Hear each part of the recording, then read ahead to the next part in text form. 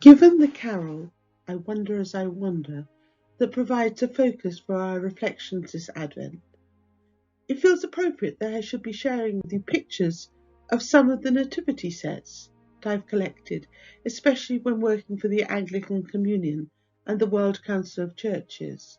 I wandered a good deal around the world in those days, and it was a privilege and a wonder to discover the many different ways that the birth of Jesus was pictured in the cultures that I experienced, especially in Africa and Asia. One of the joys of this December is that for the first time for several years we've been able to hold again a display of these nativity sets in our local church. It was St. Francis of Assisi who first seems to have created the tradition of the Christmas crib or nativity. Francis felt that it was important that ordinary people could appreciate that Jesus was born among us as one of us, and that showing Jesus' birth in a way that reflected the context of the worshippers spoke very deeply about God with us.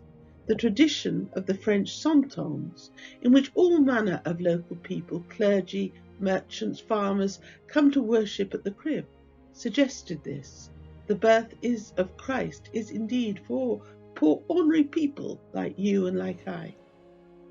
As well as the sets that I have collected during my travels, others are especially dear because they have been given as gifts to me from friends and colleagues, and they somehow reflect these friendships in a physical way.